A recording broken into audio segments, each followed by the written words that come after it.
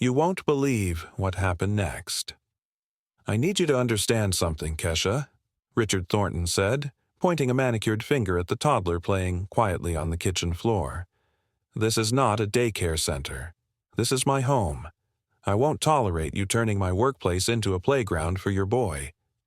The contempt in his voice made Kesha's blood boil, but she kept her expression calm. At 28, she'd mastered the art of staying silent in the face of rich white men who thought the world revolved around them. Her son, Devin, barely 2, was playing with plastic pots on the tiled floor, completely oblivious to the venom laced in Richard's words. "Mr. Thornton," she said, keeping her voice even, "I explained it was an emergency. My nanny got sick. I had no one to watch him. It won't happen again."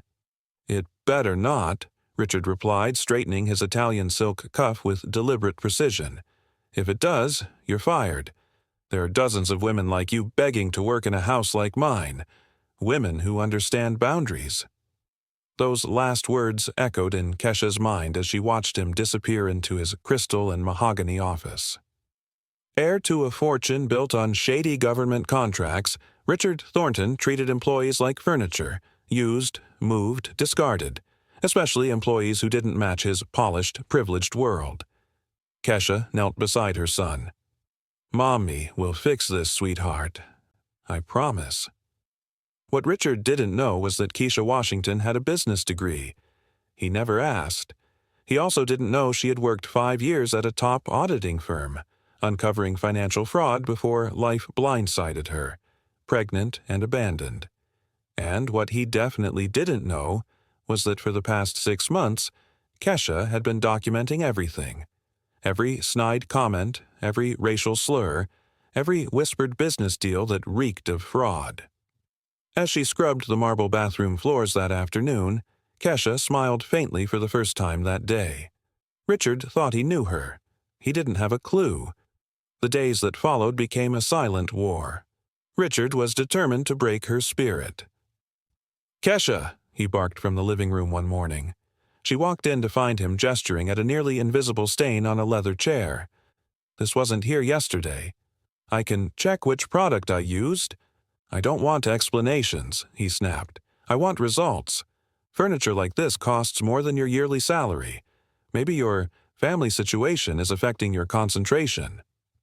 Family situation, a sanitized way of saying single black mother, made her clench her fists behind her back.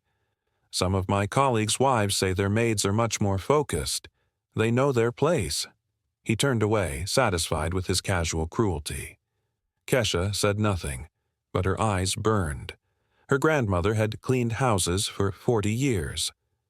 She'd warned Keisha about men like this. "He might try to break your dignity, but never let him break your mind. Remember every word. One day, you'll use it." That night, Keisha added another note to her growing folder of evidence. Later that week, Richard hosted a dinner party for clients. Kesha floated through the rooms, pouring wine, cleaning spills, listening. Richard joked to a laughing group of businessmen. "You know how it is. Hard to find good domestic help these days. They've all got other priorities." Laughter followed. Kesha didn't flinch, just noted the time and exact words. The final straw came when Richard met with a Japanese investor. As Keisha served lunch, Richard smirked and said, "Sorry for the delay. You know how hard it is to find competent help when diversity quotas get in the way." The investor's polite smile froze. "Fortunately," Richard added, "she's well trained, knows her place." Kesha didn't react. She simply placed the food, walked out, and updated her files. That night she sat at her old laptop, the same one she'd used at Morrison & Associates. The firm had fired her after she exposed embezzlement. She'd seen how powerful men protected each other.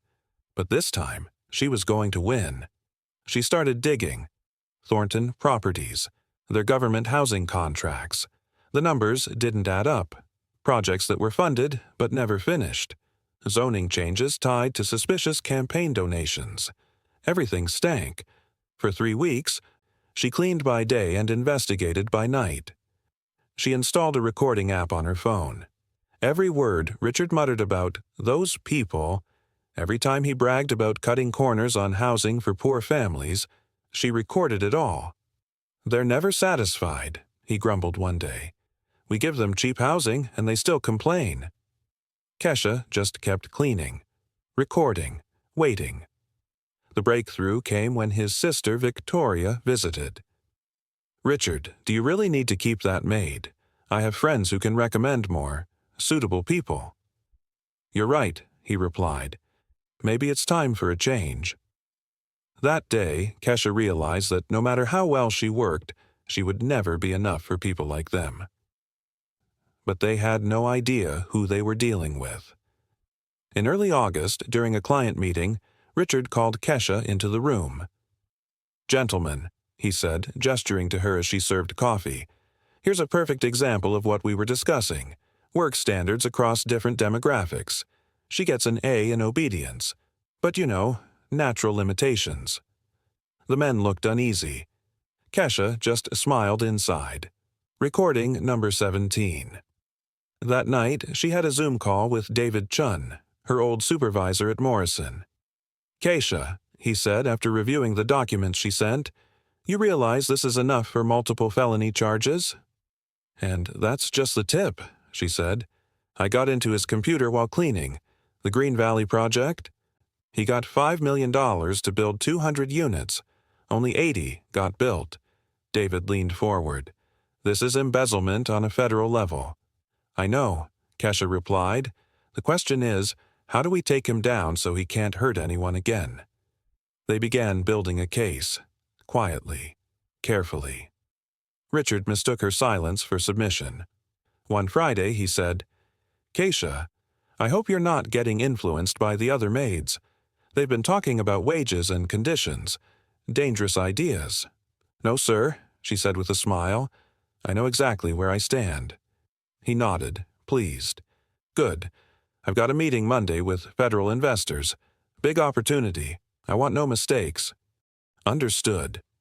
That night she called the one person who could make the final move. "Federal Prosecutor's Office, Financial Crimes Division, Janet Williams speaking. My name is Keisha Washington. I have evidence of fraud involving public housing contracts, and you'll want to be at a certain meeting on Monday morning." "Miss Washington," the prosecutor said after a pause, "tell me everything." Over the weekend, Kesha prepared Devon for a sleepover with a substitute nanny. She packed her blazer and documents, double-checked every recording, and made backup copies. "Mommy's going to fix things," she told him. Monday morning dawned clear. Richard put on his best suit, reviewed his presentation, and congratulated himself. "Another $50 million, he whispered in the mirror. "Easy." Kesha arrived at 7:30. He barely looked at her. "Investors come at 10, serve coffee at 9:45, and behave." "Of course, Mr. Thornton, I know exactly how to behave." At 9:40, 3 men in suits entered the mansion. Thomas Bradley from Federal Housing, Director Peterson from Urban Development, and a large black man who introduced himself as Consultant Washington. Richard welcomed them warmly. "Gentlemen, welcome. Let me show you how Thornton Properties is transforming urban housing." Kesha served coffee silently. Richard began his pitch. "As you can see, we delivered Green Valley under budget, 200 units at remarkable speed." Consultant Washington flipped a page. "Mr. Thornton, records show only 80 units were built. Where's the rest of the money?" Richard fumbled. "There were technical adjustments, quality over quantity." Peterson raised an eyebrow. "Interesting term." Kesha stepped forward, placing a folder on the table. "You asked for additional documents, sir." Richard stared. "What documents? I didn't." Washington opened the folder. Internal emails, budget spreadsheets, vacation receipts, all paid from embezzled funds. "What is this?" Richard gasped. "Allow me to reintroduce our colleague," Bradley said. "This is Federal Prosecutor Marcus Washington, and the woman who served you coffee, that's Senior Analyst Kesha Washington." "What?" Keisha removed her apron, revealing a sharp blazer beneath. Surprised, Richard? Or may I call you that? We've spent so much time together. Richard tried to stand. Peterson motioned for him to sit. You have the right to remain silent. Wait. Kesha, we can talk. Don't ruin your future over this. Kesha hit play on her phone. Richard's voice filled the room. Those people don't understand the value of opportunity. The men stared at him in disgust. Kesha dropped another document.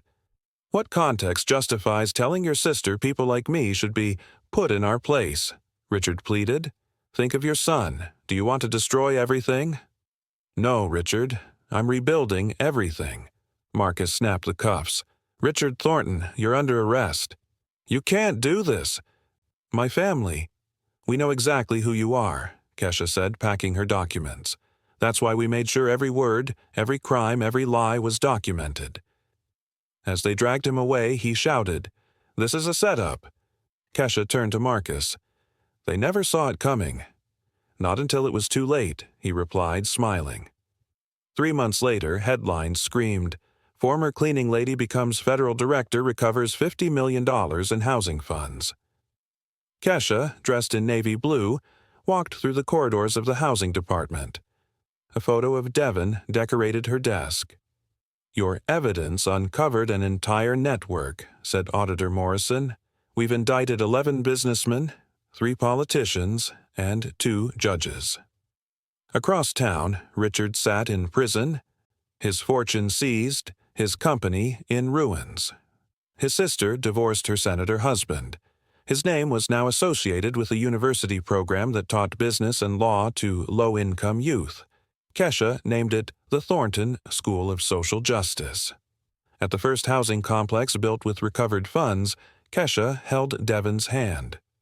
Mommy, are you a hero? He asked. I just did what was right. A woman approached, holding house keys. Mrs. Washington, thank you. My family finally has a real home. You don't need to thank me, Kesha said. Thank yourself for not giving up. Kesha's story spread. Universities studied her strategy. Justice, she proved, isn't always loud. Sometimes it's silent, strategic. And when it strikes, it changes everything. Because the best revenge is turning your enemy's empire into your legacy of hope.